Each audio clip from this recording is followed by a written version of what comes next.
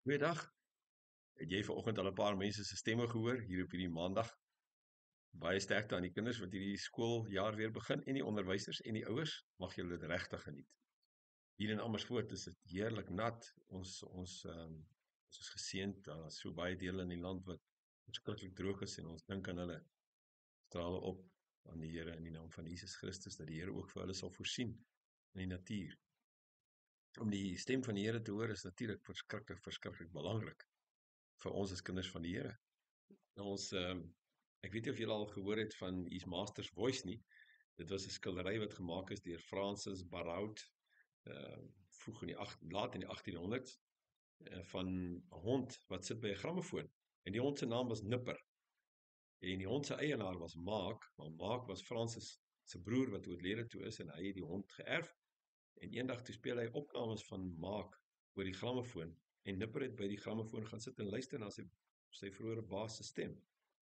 Hy het sy baas se stem herken oor die grammofoon en die grammofoon het 'n hele pad geloop of die skildery.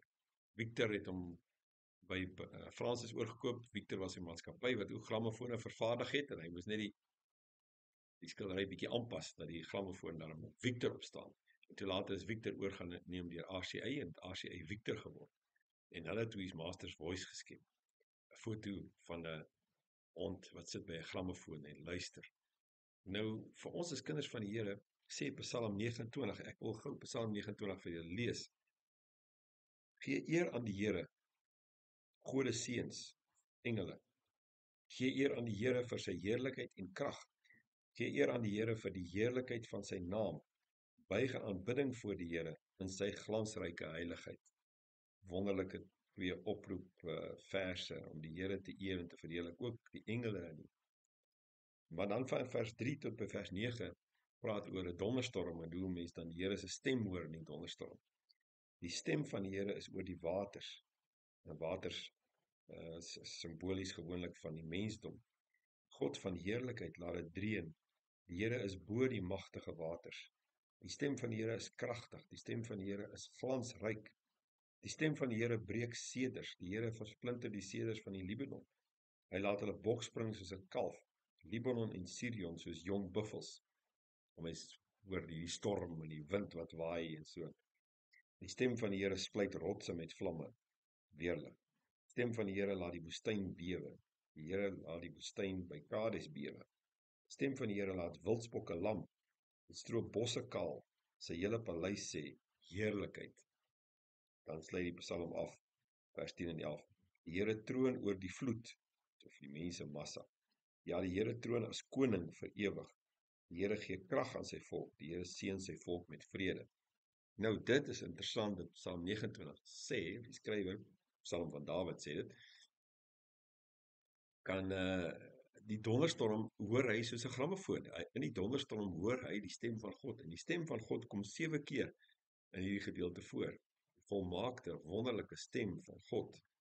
En soos 'n grammofoon, vir ons as kinders van die Here, sê Psalm 29, kan eintlik in enigiets die stem van die Here hoor.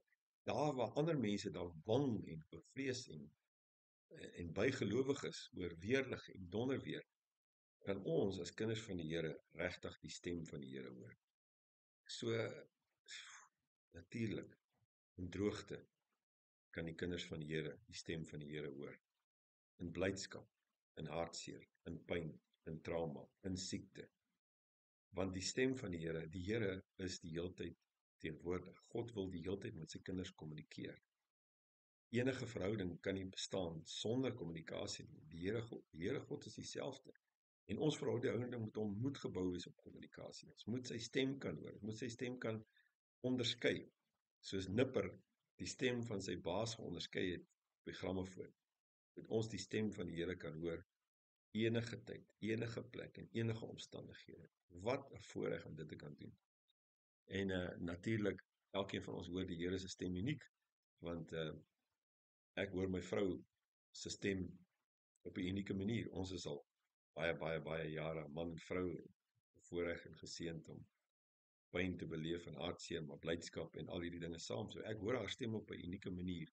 En so hoor ek die Here se stem ook op 'n unieke manier. En elkeen van julle wat kinders van die Here is, moet dit aanleer Ons moet die hele tyd die stem van die Here hoor.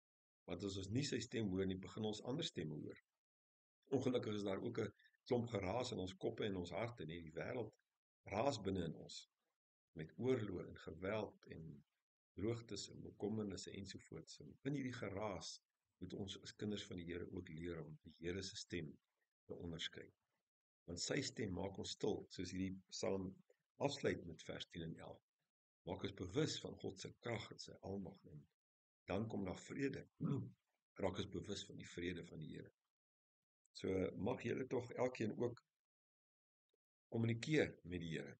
Luister na sy stem. Hoor sy stem. Interessant, ek wil net noem hierdie Psalm beklemtoon dat God se stem natuurlik nie vooraf opgeneem is nie. Dit is lewendig. Dit is dinamies, heeltyd. En dit kan in enigiets voorkom. Ons kan God se stem oral die heeltyd hoor. Dallas Willard het so mooi gesê dat daar is 3 dinge waaraan ons God se stem kan onderskei. Eerstens is dit maak impak, dit kwaliteit. God se stem slaan diep in ons binneste. En dis 'n stem van krag, maar stilte. En daarom is dit ook die tweede kwaliteit is die Gees.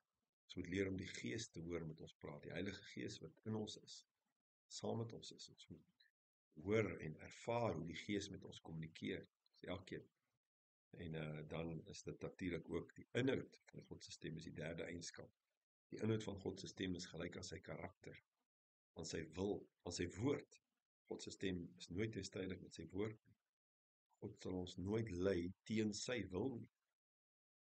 En daarom moet ons ook die stemme wat anders is as dit, werklike kwaliteit en gedryf deur die Gees en wat ware God se karakter is, moet ons kan onderskei en begin hoor, sal dit die hele tyd hoor, ook ons eie stemme baie keer is, maar ook baie keer mislei ons, maar God se stem gee vir ons lewe en vrede. Mag jy in hierdie week God se stem hoor. Kom ons bid daarvoor. Here, dankie dat U die hele tyd met ons wil praat, dat U kommunikeer met U kinders, almagtige God. Selfs deur 'n donderstorm kan ons U stem hoor. Dankie daarvoor. Ons loof U in die naam van Jesus Christus. Amen. Geseënde dag.